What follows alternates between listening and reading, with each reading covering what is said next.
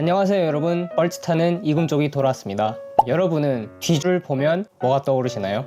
원래 뒤주는 쌀을 보관하는 전통 저장통입니다. 그런데 요즘 학생들 사이에서는 이런 농담이 있습니다. 뒤주? 그거 사도세자 담는 거 아니냐? 웃기지만 동시에 굉장히 씁쓸한 농담이죠. 오늘 이야기할 영화는 바로 조선 역사상 가장 비극적인 사건 임오화변을 다룬 영화 사도입니다. 제가 저번 영상에서 영화 왕과 사는 남자를 리뷰했었죠. 세조와 안종, 삼촌과 조카 사이에서 벌어진 권력과 운명의 비극을 다룬 영화였습니다. 그 영상을 정말 많은 분들이 좋아해 주셨는데요. 그래서 오늘은 그와 비슷하게 조선 왕실에서 벌어진 또 하나의 비극적인 이야기를 다룬 영화를 가져왔습니다. 하지만 이번에는 삼촌과 조카가 아니라 아버지가 아들을 죽인 이야기이기 때문에 더욱 잔혹합니다. 오늘은 영화 사도에 대해 간략한 소개를 하고 등장인물과 실제 역사 이야기, 마지막으로 영화에 대한 평가, 이 순서대로 이야기해 보도록 하겠습니다.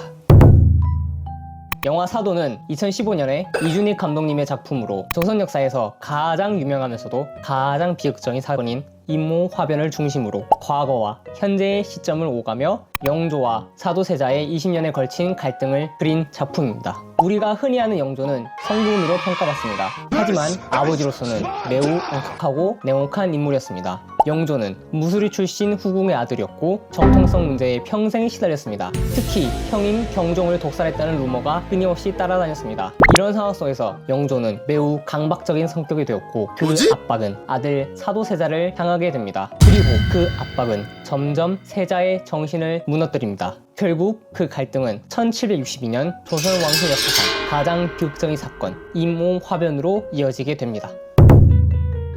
송가온과 연기한 영조는 조선 역사에서 가장 유능한 왕 중 하나로 평가받습니다. 대표적인 업적만 봐도 탕평책 실시, 가혹한 고문과 형벌 완화, 장용령 및 여러 개혁 정책 추진, 이런 정책을 통해 조선을 안정시키고 백성을 위해 노력한 황군이었습니다. 하지만 왕으로서는 훌륭했지만 아버지로서는 최악이었다는 평가가 많다는 점입니다.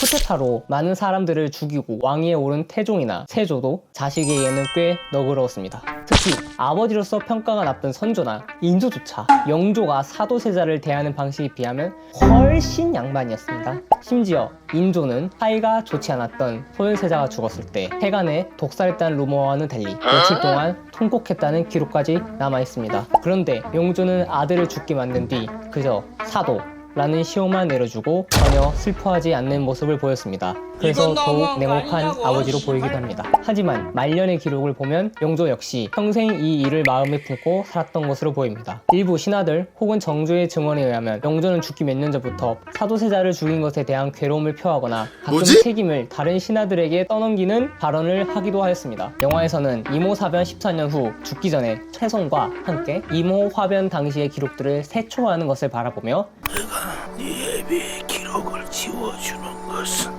너와 이 나라의 미래를 위함이다. 네 애비를 왕으로 추승하겠다는 자는 이 나라 종사의 역적이다. 내 통은 내 통이고 의리는 의리다 라며 눈물을 흘립니다. 이렇듯 아버지의 정을 표현하지 못했던 것과 아들을 죽인 일에 죄책감을 가진 것으로 묘사했습니다. 사도세자가 자계를 명했을 때 세자가 전하 또 아바마마도 아닌 아버지라고 부르며 살려달라고 했던 모습이 떠올랐던 것이었죠. 또 한 가지 흥미로운 점은 영조의 말년에 이미 치매 증상이 있었다는 기록입니다. 특히 본인을 왕으로 만들어준 기둥이자 어머니 격인 인원 왕후가 죽은 이후부터 기억 혼란과 감정 기복이 심해졌다는 기록이 있어 영조의 판단력에도 영향을 줬을 가능성이 이야기되기도 합니다. 영화에서는 아버지 영조의 인정을 평생 갈망했던 아들의 면모가 강조됩니다. 영화는 사도세자가 칼을 들고 영조가 있는 궁으로 향하는 장면으로 시작합니다. 하수를 통해 궁으로 가겠다는 그의 말은 한중록에 등장하는 내용을 바탕으로 한 연출입니다. 그러나 곧 현재 시점으로 돌아오면 사도세자는 이미 뒤주에 갇힌 상태입니다. 영조는 세자가 자신을 해하려 했던 이유로 자결을 명하지만 세자는 이에 반발하며 차라리 의금부에서 정식으로 신문을 받게 해달라고 절규합니다. 결국 영조는 뒤주를 가져오게 하고 세자를 그 안에 가두어 버립니다. 이후 과거 회상을 통해 두 사람의 관계가 어떻게 무너졌는지를 보여줍니다. 어린 시절 사도세자는 총명하고 활발한 왕자였습니다. 하지만 영조는 세자가 완벽한 왕이 되기를 원했습니다. 글 하나 틀려도 예법 하나 틀려도 세자를 심하게 꾸짖었습니다. 대리청장을 맡은 이후에는 세자의 결정마다 트집을 잡으며 공개적으로 모욕을 주기도 합니다. 이러한 압박 속에서 사도세자는 점점 정신적으로 무너지기 시작합니다. 국정보다는 사냥과 유의에 빠지고 부인들에게 폭력적인 행동을 보이는 등 기행을 보이게 됩니다. 영화에서의 모습은 오히려 대폭 순화된 것으로 실제 기록에 따르면 여러 내관과 궁녀를 살해하는 등 잔혹한 짓을 많이 저질렀습니다. 결국 궁중에서는 그가 역모를 꾸민다는 고발까지 나오게 됩니다. 폭우 속에서 속고대제를 하던 사도세자는 분노 끝에 칼을 들고 궁으로 향하지만 그곳에서 아들인 정조가 영조와 대화하는 모습을 보게 됩니다.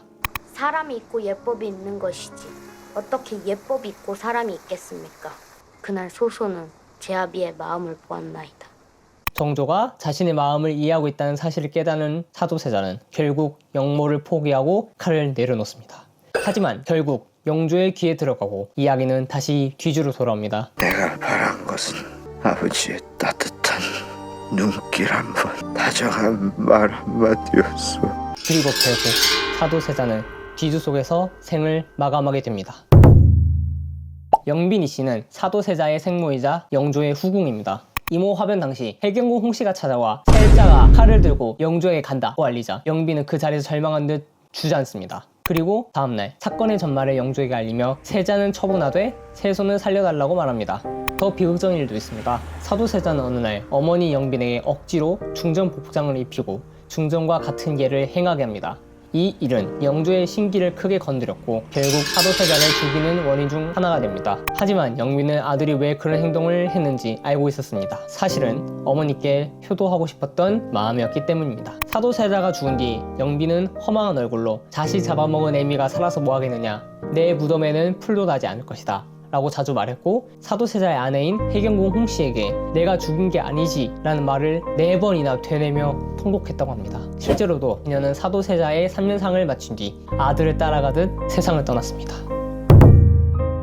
화한옹주는 영원한 빵크노크 정혜리이자 펜트하우스 유진으로 유명한 진지가 연기했습니다. 화한옹주는 영조와 영빈 이씨에서 태어난 딸, 그리고 사도세자의 친여동생입니다. 많은 작품에서는 노론과 손잡고 오빠를 몰아내는 야신가로 그려지지만 이 영화에서는 오빠와 사이가 좋은 여동생으로 묘사됩니다. 영조가 매우 아끼는 딸이기도 해서 남편이 죽자 궁궐에 다시 살게 해주는 등 총애를 받습니다. 하지만 그만큼 철없는 모습도 있습니다. 세자비를 처음 만나는 자리에서 눈을 사시처럼 뜨는 장난을 쳐 사도세자가 웃음을 터뜨리게 만들고 인원 왕후에게 혼나는 장면도 나옵니다. 또 새 어머니 격인 정순 왕후를 두고 그것이 무슨 조화를 부리길래 아버지가 홀딱 빠져 계실고 라는 실언을 했다가 혼나기도 합니다. 사도세자가 미쳐서 내관의 머리를 들고 나타났을 때 칼이 결국 화한옹주에게 향하자 그녀는 내가 아버지를 경희궁으로 모시겠다며 세자를 진정시킨 역할을 합니다. 그 늙은이 당장 경희궁으로 옮기라 해! 알았어 내가 옮기게 하리다 오라버니. 실제 역사에서도 사도세자와 매우 가까웠다고 하며 조카인 정조에게도 어머니처럼 행동했다는 기록이 있습니다. 다만 이후 정조와의 관계는 정치적 갈등 속에서 멀어지게 됩니다. 심지어 정조가 왕위에 오르지 못하게 방해했다는 기록도 있습니다. 이러한 모습을 드라마 오솜의 붉은 꽃동에서 확인할 수 있습니다.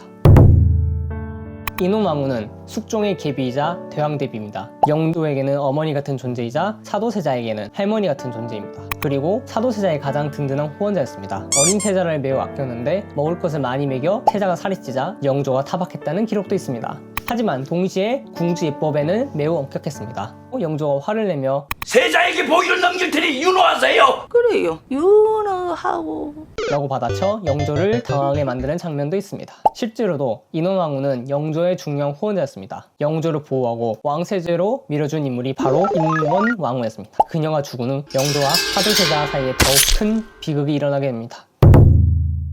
정순왕후는 영조의 계비입니다. 15세의 나이로 66세의 영조와 혼인을 했습니다. 이거 아청법 위반한 거 아닌가요?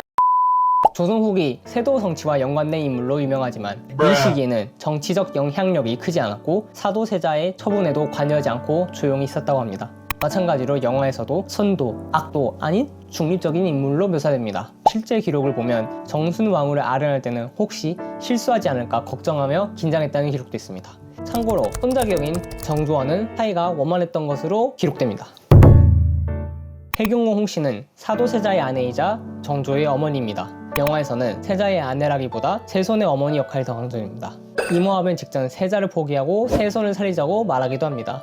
그녀는 남편을 버리고 아들을 선택한 사람이라는 평가를 받습니다. 하지만 이 기록의 대부분은 그녀가 쓴 회고록 한중록에 나온 이야기입니다. 그래서 학계에서도 여러 해석이 존재합니다. 정말로 그러한 의도였는지 아니면 당시 상황을 설명하기 위한 기록인지 아직까지 논쟁이 있습니다. 조선의 22대왕 정조는 사도세자와 해경궁 홍씨의 아들입니다. 그리고 이 영화의 사실상 세 번째 주인공입니다. 영조와 사도세자의 관계가 파국으로 끝났다면 정조와 사도세자의 관계는 어느 정도 공감과 이해가 있던 것으로 묘사됩니다. 이모화변 당일 어린 세손은 아버지의 몫은 제가 대신 공부하겠습니다 라고 말하며 할아버지께 애원합니다. 자식이 아비한테 뭘 한자도 드릴 수 없사옵니까?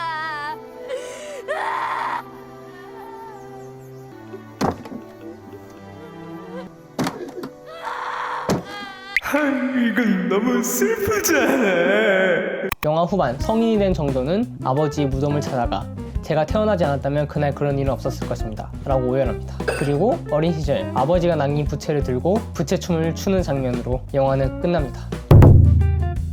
연출은 당연히 사극영화 연출로 잔뼈가 굵은 이준익 감독님인지라 흠잡을 데가 없었고 배우들 역시 어깨에서 연기력으로는 탑을 찍는 사람들인지라 감정선 역시 매우 훌륭했습니다. 특히 정조 아역인 이효재 배우가 당시 데뷔한 지 1년밖에 되지 않은 신인임에도 절절한 연기력을 보여주었습니다. 다만 영화에도 아쉬운 부분이 있습니다. 대표적으로 배우 나이 문제입니다. 화한옹주는 실제로 정순왕후보다 7살이나 나이가 많았습니다. 하지만 영화에서는 17살의 정순왕후 역에 당시 25살이었던 서예지가 캐스팅되었고 25살인 화한옹주 역에는 당시 16세였던 진지이가 캐스팅되었습니다. 둘을 바꿔서 캐스팅했었으면 훨씬 고증에도 맞고 좋았을 텐데 아쉬울 따름이네요. 아 그리고 마지막 늙은 해경궁 홍씨 분장은 너 너무 무섭게 생겼잖아. 이 영화를 밈으로 한번 평가해보자면 That's why he's the goat! The goat! 역사에는 만약이는 없지만 결국 이러한 질문을 되뇌게 됩니다. 만약 영조가 조금 더 안정된 환경에서 왕위에 올랐다면 그렇다면 그는 조금 더 좋은 아버지가 되었을까요? 그리고 사도세자 역시 정신적으로 안정된 상태에서 무난하게 왕이 되었을까요?